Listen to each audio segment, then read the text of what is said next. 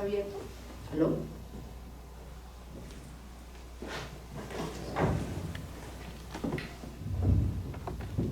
Bueno, buenas tardes, ¿me oyen?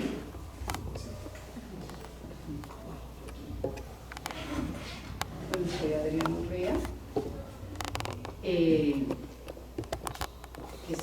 Soy filósofa de formación, un poco desplazada, moviendo fronteras.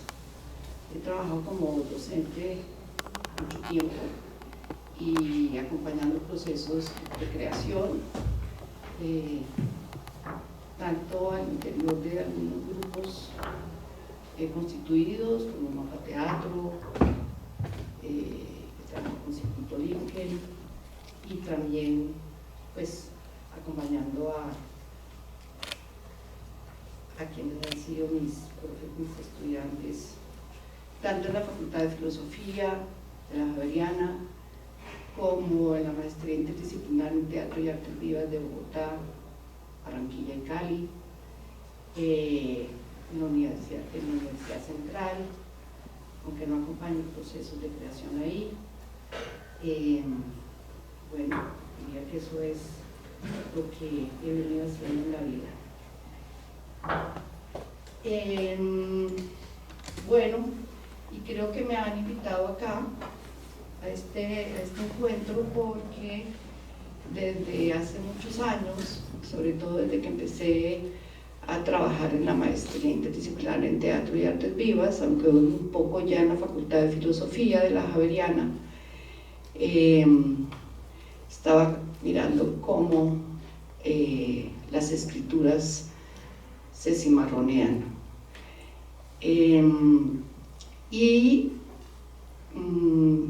Y eso se fue realmente consolidando a partir de la pregunta. La maestría interdisciplinar en Teatro y Artes Vivas es una maestría de creación, pero hay que tener un texto escrito, y la pregunta era qué tipo de escritura iba a salir de ahí, qué tipo de escritura sale de ahí.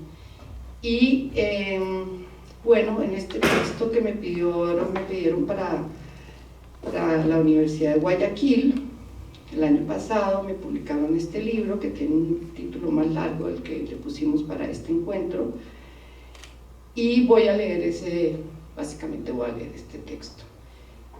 Me hubiera gustado, lo único que veo y pueden ver de lo que he acompañado está aquí, porque al traer todo ese archivo de material era un poco pesado.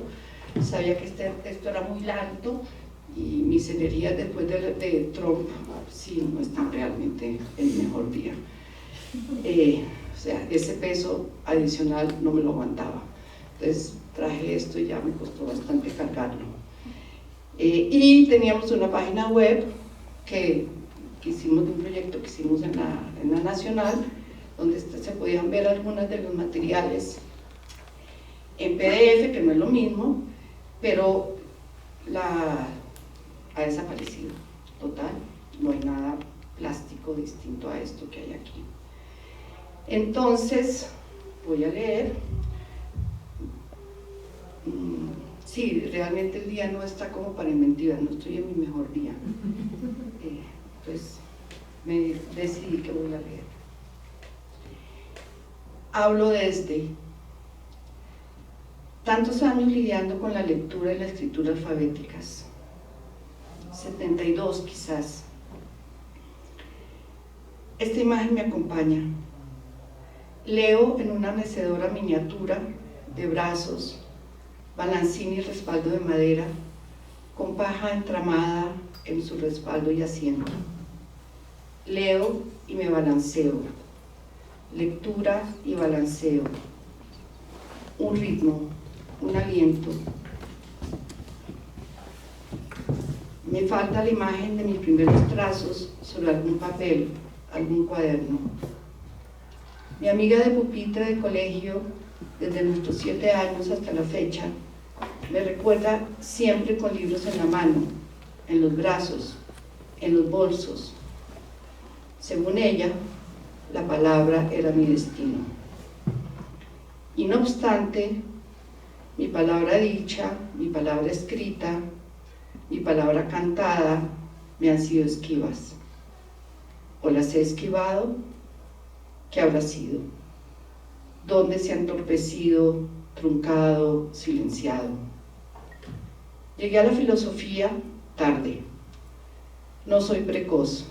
Sí, poscos. Esa palabra que no aparece en el diccionario como contraparte a la que sí existe. Prefiero nombrarme con esa palabra por mí inventada, la que dice de mis destiempos. La cos, esa sacudida violenta, ese golpe inesperado que viene de una bestia, asno, mula, caballo. Y no obstante, he tirado coces, me he revelado de alguna manera. En mis primeros años de estudio de la filosofía, tuve dificultad de cómo contar la conmoción o el despego que ciertos universos de pensamiento suscitaban en mí, es decir, en mi cuerpo, mi mente y espíritu. ¿Cómo decirle a Husserl que su escritura era infernal? ¿Cómo abrazar a Nietzsche? Encontré una forma de abrazo para ese pensador que se atrevió a sacar al cuerpo de su ostracismo. Escribí una carta. Desobedecí al formato ensayo académico, un riesgo menor, pero que me ha acompañado desde entonces. Las correspondencias han sido vitales para pensar, contar, errar y ensayar. A veces escribo en cartas sabiendo que no habrá respuestas. No habrá respuesta, una respuesta, o tal vez sí. Habrá vivos que puedan responder por los muertos.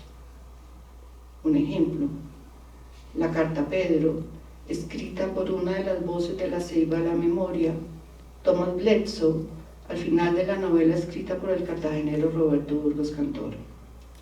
Cito: querido Pedro, reconozco que usted no podrá responderme y tampoco leerme. Una lealtad conmigo mismo me lleva a escribirle sin saber a quién le escribo. A lo mejor a la imagen que he construido de usted, de buena fe, sí, preguntando y preguntando sin descansar a papeles y papeles. Pocos, escasos papeles en esta tierra a la cual usted le entregó 38 años de su vida y cuando quiso irse ya no pudo. Aquí los papeles se deshacen, bolas de babas desprenden hilos violentos o negros. Los estantes, los anaqueles, los archivadores, los baúles se caen y dejan el polvo ligero de la madera o las escamas del metal oxidado. Y la gente, usted lo sabe, prefiere la voz a la escritura. Usted mismo escribió poco. La gente prefiere la voz, y la voz se pierde en el tiempo y aquí en el mar. Cierro, acaba la cita. La voz ha sido una de mis obsesiones. Me lleva a lo más entrañable de un cuerpo y a sus posibilidades corales. Estuvo presente desde el inicio con ese sublevado que fue Nietzsche, que iracundo le aullaba la dupla Sócrates-Platón. Platón transpuso la filosofía al procedimiento de los diálogos de la tragedia, que en el siglo V a.C. era lo que para nosotros es el cine desde finales del siglo XIX. Y lo llevó a la calle, inventó un personaje, Sócrates, un ágrafa, en Atenas, que cual tábano cuestionaba a los atenienses sin piedad. Entre persona y personaje, Sócrates abre uno de los problemas vitales de las artes, la relación entre lo real y la ficción. Y no obstante, el filósofo abolió lo más importante de esa forma comunal de la voz, el coro. Nietzsche le criticó ese gesto de borradura, al darle protagonismo al personaje y a sus preguntas, que llevaban implícitas las respuestas seguras y ciertas del sabio. Se perdía la fuerza coral de la tragedia y con ello empezó el declive de la fuerza de la vida en el pensamiento. Las diatribas iracundas de Nietzsche contra este gesto, se entienden por cuanto era un vitalista que veía, comillas, la ciencia con la óptica del artista y el arte con la de la vida, cierro comillas. El clamor de la escritura de Nietzsche, este filósofo artista, es por la fuerza de la vida, por el deseo, por la fuerza erótica que ha de estar presente en las artes, tanto en sus prácticas como producciones. Su vitalismo ha influido desde entonces en pensadores y artistas desde el siglo XX para acá. Diría que en esta época de necropolítica, en la que los estados no protegen la vida, sino que proponen las más atroces maneras de matar a los ciudadanos, este vitalismo pulsa aún más fuerte. Las palabras de Cristina Rivera Garza me resuenan. ¿Qué significa escribir en este contexto? ¿Qué tipos de retos enfrenta el ejercicio de escritura en un medio donde la precariedad del trabajo y la muerte horrísona constituyen la materia de todos los días? ¿Cuáles son los diálogos estéticos y éticos a los que nos avienta el hecho de escribir literalmente rodeados de muertos? En efecto, la muerte se extiende a menudo en los mismos territorios por donde avanzan cual legión contemporánea las conexiones de Internet. La sangre y las pantallas confundidas. Si la escritura se pretende crítica del estado de las cosas, ¿cómo es posible desde y con la escritura desarticular la gramática del poder depredador del neoliberalismo exacerbado y sus mortales máquinas de guerra? Segundo momento. Con estas inquietudes, las cosas suelen hacernos caer, como los sismos, los huracanes y todas las violencias que ha imaginado la especie humana contra otras especies vivas y la propia. Levantarse de nuevo, mantenerse en pie de lucha para resistir contra las muertes es el desafío, pero también para mostrar que otras formas de vida son posibles, como lo han sabido las comunidades de los pueblos originarios de este continente, que alguna vez se llamó Abya-Yala, o aquellas que llegaron de África esclavizadas. Levantarnos para no dejar que nos despojen de la fuerza de la vida. Sí, la necropolítica nos mata de muchas maneras, llega a lugares insospechados, genera miedos que incorporamos y nos impiden.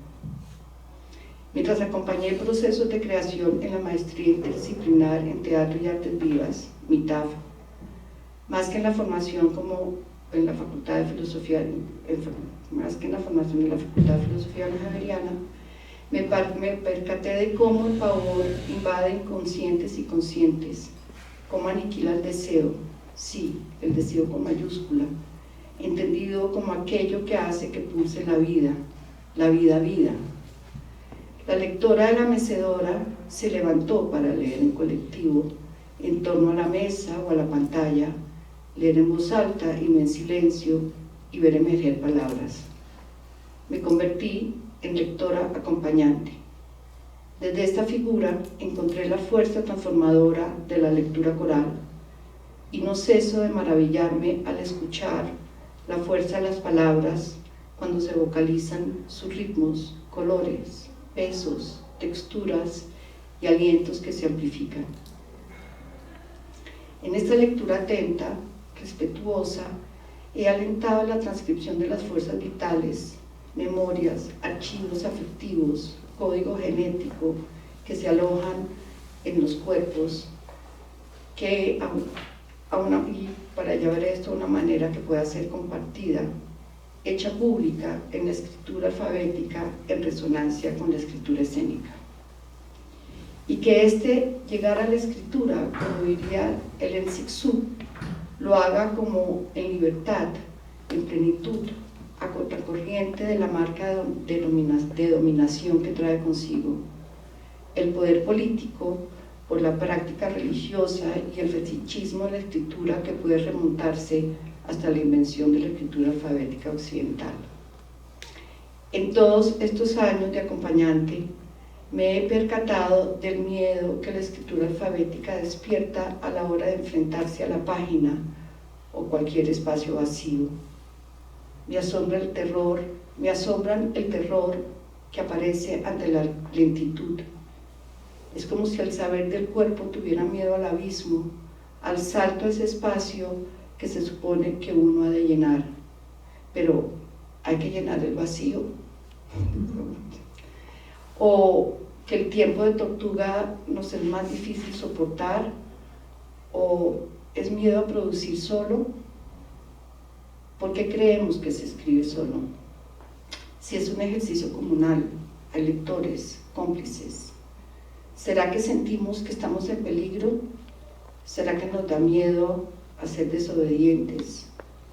Sigo a Edwidge Nanticoke, la escritora haitiana que emigró a Estados Unidos a los 13 años y que con motivo del terremoto en Haití del 2010, lejos de su país, escribe, cito: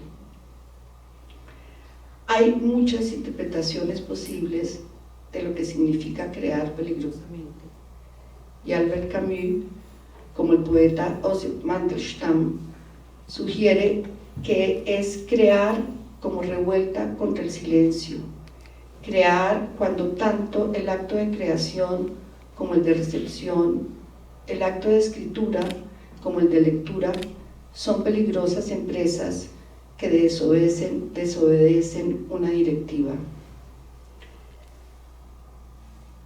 Las artes, termina la cita, las artes que empiezan donde termina la información, entendida esta como control, desobedecen, proponen, disponen e indisponen diferentes maneras de testimoniar su presente, cada cual con diferentes modos de narrar, de producir. Y es que la historia y el artista, creo, no pueden testimoniar sino en códigos de ficción que abren canales de liberación para que podamos ver, ser y hacer desobedeciendo las directivas.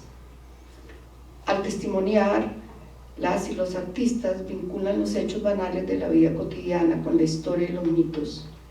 Esa experiencia colectiva que se repite y puede variar al infinito, como los sueños, y que se enriquece al reinventarlos.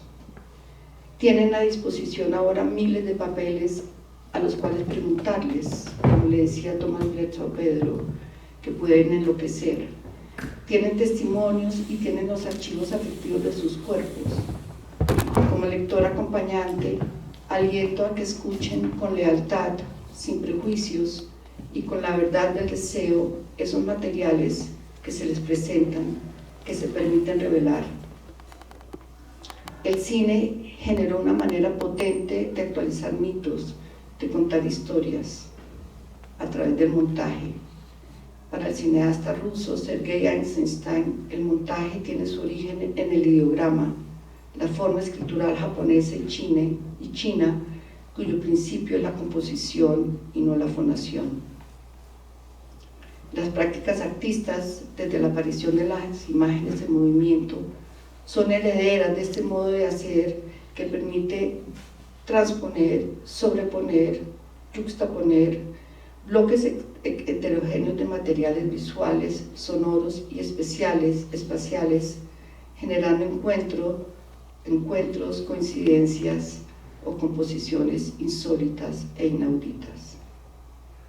Ahora bien, la estrategia del montaje es similar a la de la canibalización. En esta se digiere algo para incorporar una parte y desechar otra.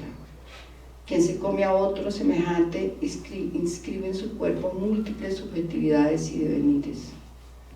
Un pensamiento montaje, por su parte, al cortar y pegar, permite encuentros inesperados entre pasado y futuro, entre pasado y presente o entre presente y presente. Así se constituye el arte como espacio de micropolítica que fisura a macropolítica y a su statu quo. La apertura a estos insólitos e inauditos encuentros permite establecer relaciones de libertad entre el cuerpo, la escritura alfabética y el papel. Tercero, con el cuerpo en el papel. En la maestría interdisciplinar en teatro y artes vivas, acompañamos artistas a poner sus cuerpos en espacialidades diversas con formatos de operar indisciplinadas. al cuerpo que se pone en espacio tridimensional lo hemos llamado gesto y no obra.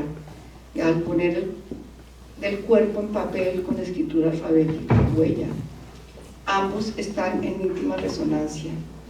En cada uno de los momentos pedagógicos que la caracterizan, seminario de investigación, talleres de técnicas, incluida la escritura y laboratorio de creación, hemos potenciado las experiencias y afectos que pongan en juego la pregunta por la producción de la vida y de la vida como producción.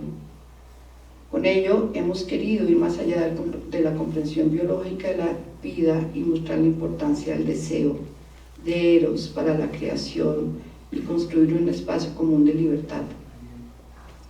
Hacemos énfasis en las dimensiones política y erótica de los distintos modos de producción de cuerpos singulares y colectivos, de subjetividades y acciones poéticas necesariamente improductivas y rabiosamente vitales.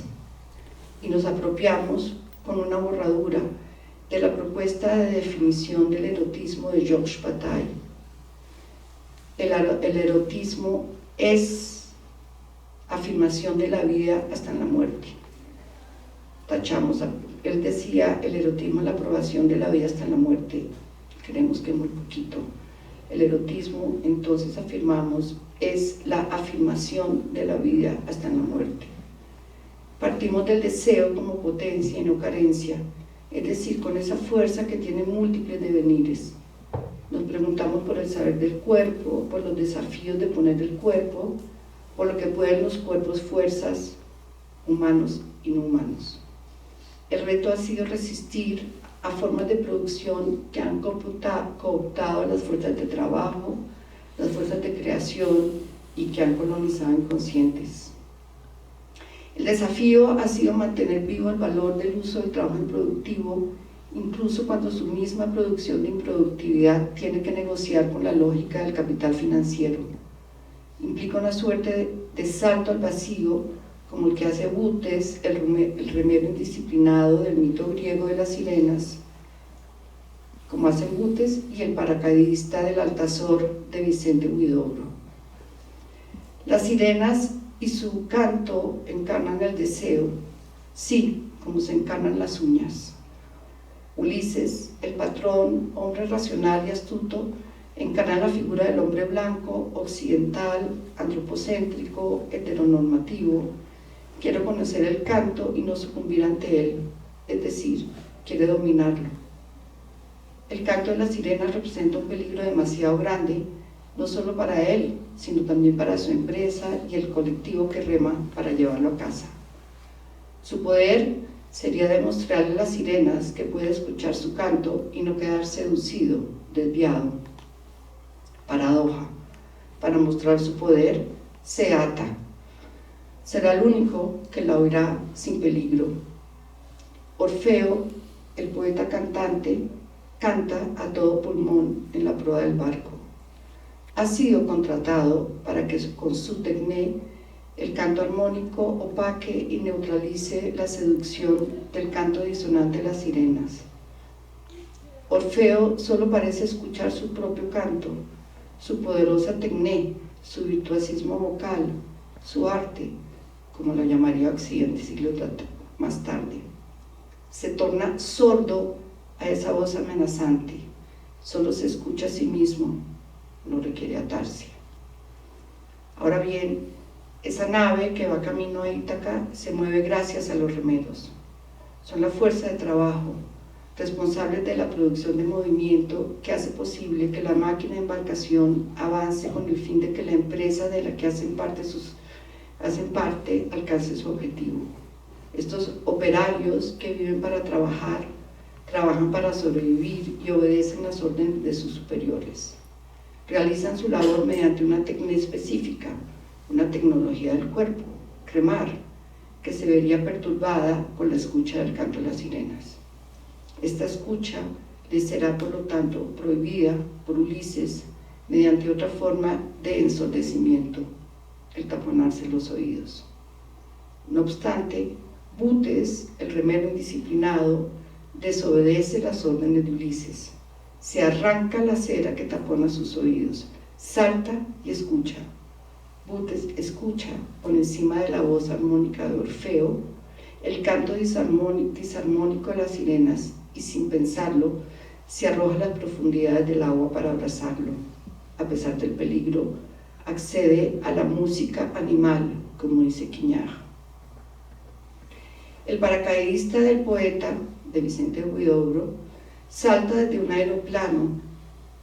Puede imaginar esta lectora ese sueño de volar tan atávico que se hizo realidad gracias a ese artefacto motorizado que ahora copa los cielos del mundo. Desafortunadamente, pocos años después del primer vuelo, la Primera Guerra Mundial se lo apropió y ya sabemos de los poderes de destrucción que lleva en su vientre. En lugar de esa cantidad de bombas letales que han caído desde entonces y de las cuales el poeta sí fue testigo, de esos cuerpos lanzados al mar para hacerlos desaparecer, de los cuales este poeta, el otro sí, como Raúl Zurita, no pudo testimoniar, este poeta propone la figura del o la paracaidista, un hombre o una mujer que se lanza del cielo a la tierra, de la vida a la muerte. Soy bárbara, tal vez, cito a Huidobro, soy bárbara, tal vez, desmesurada, enferma, bárbara, limpia de rutinas y caminos marcados. No acepto vuestras sillas de seguridad cómoda. Soy la ángel salvaje que cayó una mañana en vuestras plantaciones de preceptos. Y sí, he acompañado la emergencia de las escrituras que insurjan esas plantaciones de preceptos. Ya sabemos lo que las economías de la plantación generaron: plusvalía para los dueños del capital y esclavización y códigos negros para los cuerpos de los africanos, quienes dejaron de ser dueños de sí. Y antes que barcos negreros y plantaciones consolidaron el capitalismo, antes que barcos negreros y plantaciones consolidaron el capitalismo, el gramático Nebrija en España, contemporáneo de Colón, ya sabía cuál es la relación entre lengua e imperio. Cito. Antonio Nebrija le señala a la reina, con irreversible mentalidad de conquistador, que a los pueblos bárbaros y a las nociones de lenguas extrañas que España va a someter, habrá que imponer sus leyes y una lengua. Y con raro talento intuitivo añade, comillas, siempre la lengua fue compañera del imperio. España va a ser la primera potencia que cruza el mar con el afán expreso de conquistar, o sea, de establecer en las naciones de lenguas extrañas su cultura. A ello suelen contribuir con diversa eficacia los ejércitos, pero estos necesitan imponer manifestaciones espirituales llevadas con las armas, comenzando por la lengua, que aquí se vuelve imperialista y en este caso universal. A los vencidos, imponer la lengua a los vencidos para que estos acepten lo que en términos contemporáneos llamaríamos ocupación. Como lectora, acompañante, asuso a estos paracaidistas, escritores, insurgentes, a que caigan con sus cuerpos sobre los preceptos para descolocarlos, aplastarlos, despotenciarlos. Con Cristina Rivera Garza afirmo que, comillas, toda escritura es una forma de energía corporal disciplinada, pero sobre todo, digo yo, indisciplinada. Y esto porque sí, se pone el cuerpo en la escritura alfabética. Es un acto físico de alientos, incomodidades, tiempos lentos y muertos. Y a las palabras hay que alojarlas en un espacio. Piedra, muros como Chiribiquete en Colombia o en la serranía de la Lindosa, superficies de tierra como Nazca en Perú, papiros, pergaminos, pieles de animales, hojas de papel que luego quizás se deshojarán, rollos, códices, pincel, pluma, piedra, lápiz, teclado. La mano primero, las manos ahora sobre el teclado activan o desactivan la circulación de palabras. Manos y ojos, cuello, piernas, torso, parecen entrar en una conexión misteriosa. tal vez eléctrica, como la sinapsis. Las palabras transitan desde algún recóndito manantial y se pueden alojar en libros subvertidos, como estos. El aullido, el grito, el salto, el desvío, el susurro, el lamento o la ira de los y las artistas que deciden arrojarse a escribir en libertad van en contravía de los preceptos, producto de una escucha y una relación al deseo que potencia lo inútil, lo transitorio, el excedente de energía y lo superfluo como fuerza vital para la creación que ha puesto el cuerpo en espacios tridimensionales y de papel. Y esto a pesar del miedo. Clarice Lispector escribió: tengo miedo de escribir, es tan peligroso, quien lo ha intentado lo sabe, peligro de hurgar en lo que está oculto, pues el mundo no está en la superficie, está oculto en sus raíces, en las profundidades del mar. Cierro comillas. A pesar del riesgo, el remero, la o el paracaidista, la escritora indisciplinada se lanzan a lo desconocido.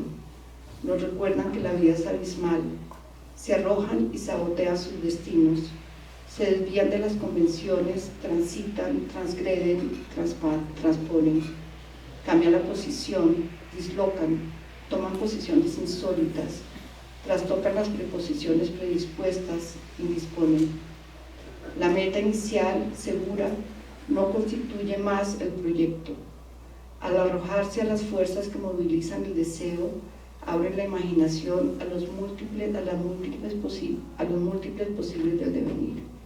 Se abren a la tensión entre el tiempo de la historia personal e historia colectiva, a complejidades y densidades de su presente.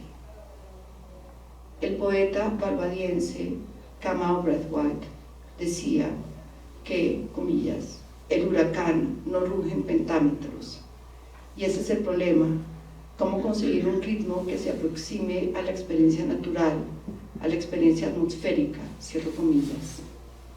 Entonces, y sigo con Kamau, comillas, silbidos, chirridos, rasguños, chac chac, cheque cheque, caja china, gong gong, el chen chen de la banda de percusión caribeña, el sonido del banjo o del platillo, el rasguido de la guitarra, vibrato de la voz, saxo, equipo de sonido, el largo redoble de ambos hasta que se convierta en trueno, los sheets of sound of Coltrane, los granidos y gritos de Pharao Sanders, onomatopeya, kinesis congregacional, cierro comillas. En esta época en la que hemos cuestionado la hegemonía de la especie humana sobre otras especies vivas, sabemos que las escrituras no vienen solo en línea recta. Estamos listas y listos para escuchar los tiempos geológicos con sus diversas duraciones y sinestesias. Todo escribe a nuestro alrededor, eso es lo que hay que llegar a percibir. Todo escribe, esto es una cita de Marguerite Duras, todo escribe, la mosca escribe en las paredes, la mosca escribió mucho a la luz de la sala reflejada por el estanque. La escritura de la mosca podría llenar una página entera, entonces sería una escritura. Desde el momento que podría ser una escritura, ya lo es.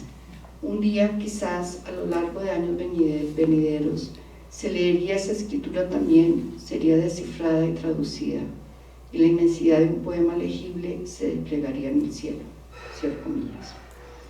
Y con esto termino, y entonces él o la paracaidista lo leería a su tiempo y escucharía el ritmo del trazo de esa escritura. Muchas gracias.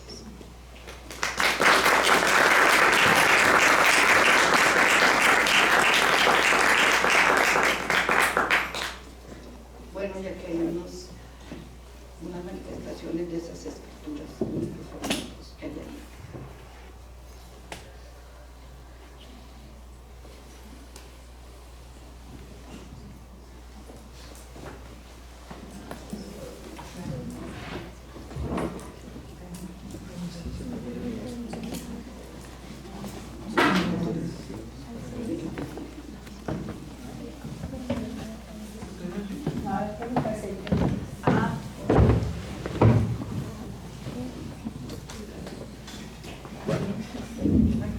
Gracias, Ari, por compartir este texto con nosotros. No sé si alguien quisiera hacer alguna pregunta, pues aprovechar un poquito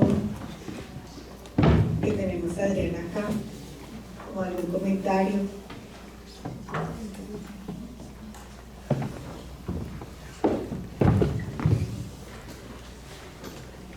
¿No? Bueno, también hacemos. Bueno, por acá. Bueno, yo creo que está bueno. Bueno, desde ahí. Sí, pregúntase. Ay, bueno, te ayudo.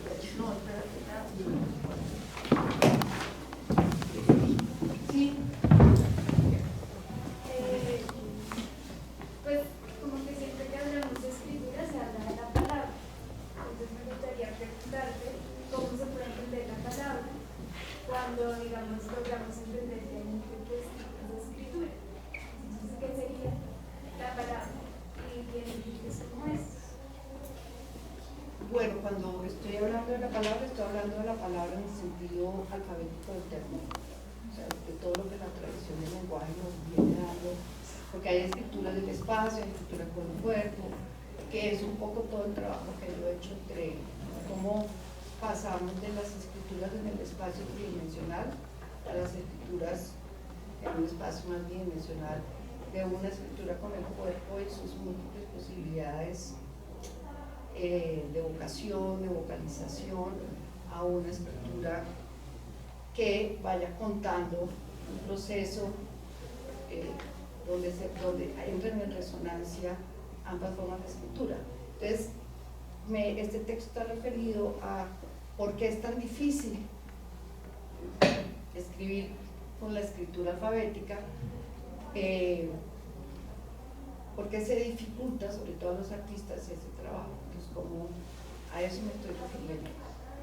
No sé si me queda claro. Entonces, porque en el trabajo de la maestría o en general es cómo escriben, cómo se escriben con, cómo se van escribiendo, cómo se escribe con el, a ver, cómo hay una resonancia mientras que estoy construyendo algo en el espacio, también cómo estoy construyendo algo en el espacio llamado hoja, papel.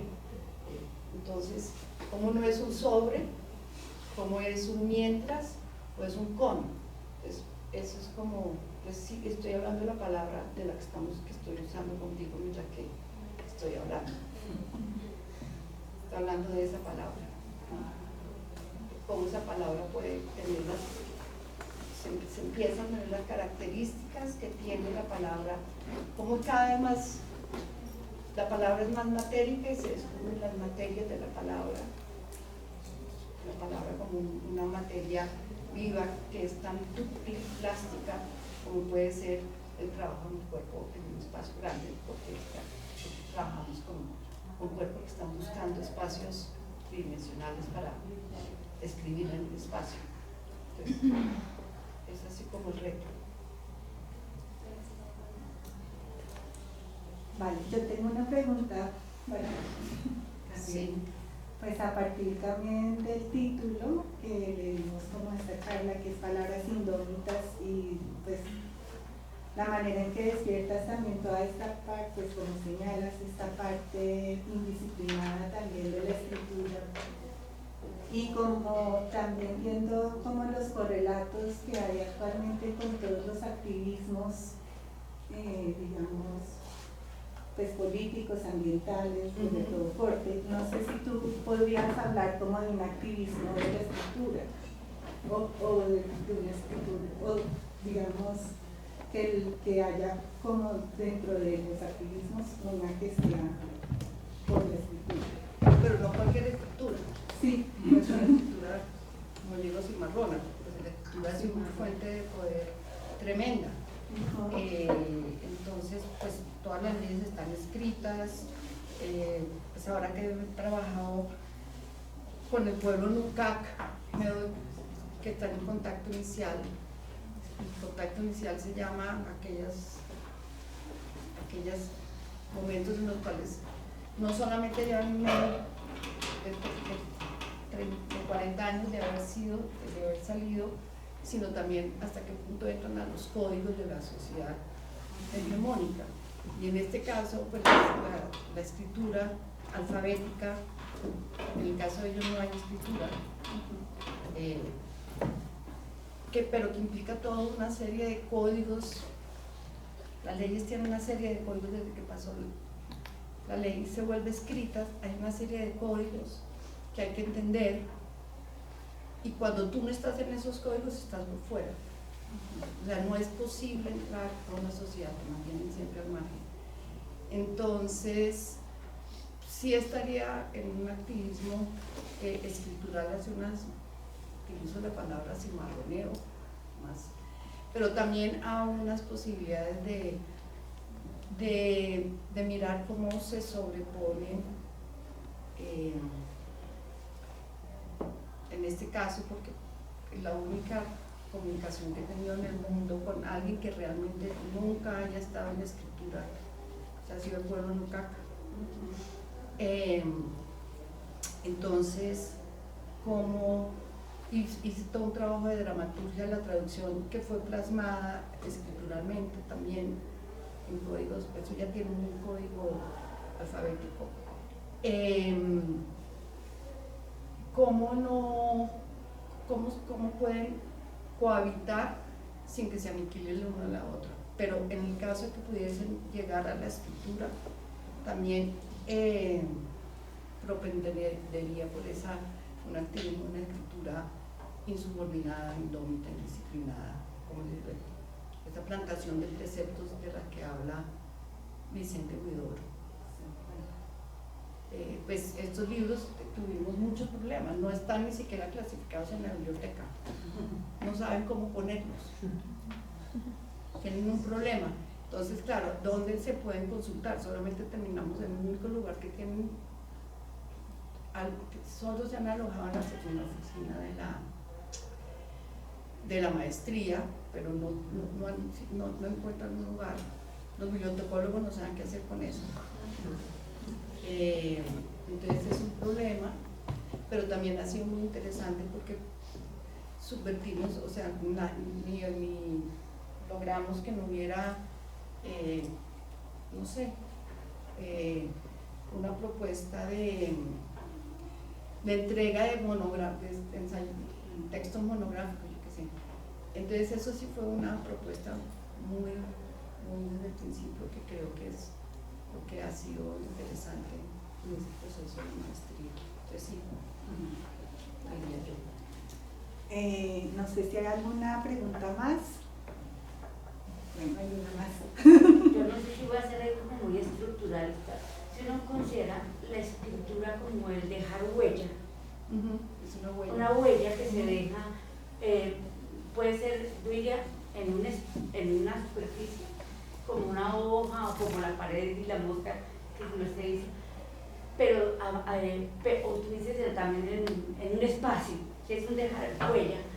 ¿Cómo podría uno pensar en cuál es la estructura de un movimiento corporal o de una serie de acciones que hace el cuerpo, que hace la mosca, para elevarla y decir, mire, esta estructura o así se organiza, y yo la puedo llamar escritura porque la pueden determinar, la pueden traducir, la pueden decodificar? No sé si ahí estoy siendo muy estructuralista.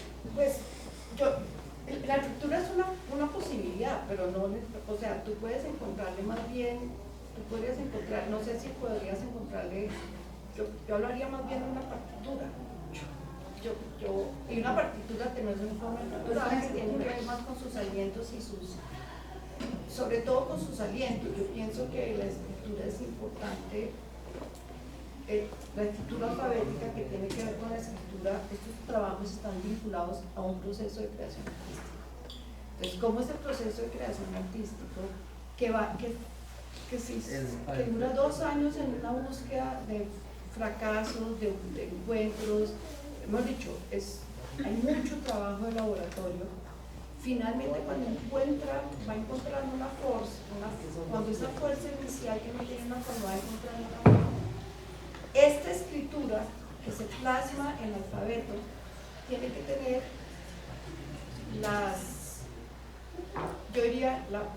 coreografía, la partitura, tiene que resonar lo que está acá y no tiene que tener una forma a priori porque tiene que estar vinculado a lo que hay ahí. Entonces, ¿cómo se da? Depende. No sé si todo termina teniendo una... Puedes tener, tú lo podrías buscarle una estructura, sí, pero lo que me importa aquí es que lo que salga de lo que se hizo en el cuerpo esté absolutamente en resonancia con lo que se hace en la escritura. Y por eso muchas veces todo el trabajo escritural que se va haciendo, mientras que estamos en proceso de laboratorio, todo esto, modifica tanto el proyecto de creación como el proyecto de creación va modificando el proyecto de escritura. Entonces, es un trabajo sincrónico. Sí, es sincrónico. Entonces es como el reto de...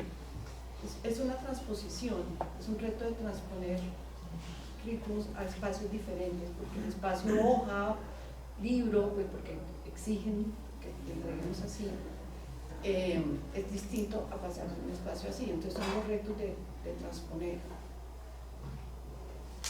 significados y sensaciones e intuiciones y sentimientos o más emociones con la fuerza vital que hay ahí. Entonces hay escrituras, depende, hay escrituras muy poéticas, hay escrituras muy analíticas.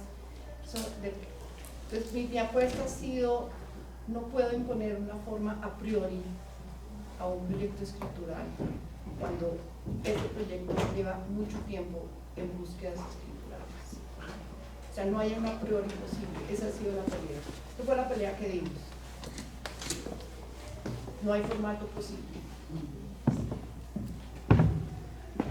Sí. Bueno, muchas gracias. Nosotros vamos a seguir con el desmontaje de las extraterrestres de Juliana Borrero. Hay una pequeña pausa con un cafecito aquí y volvemos a entrar.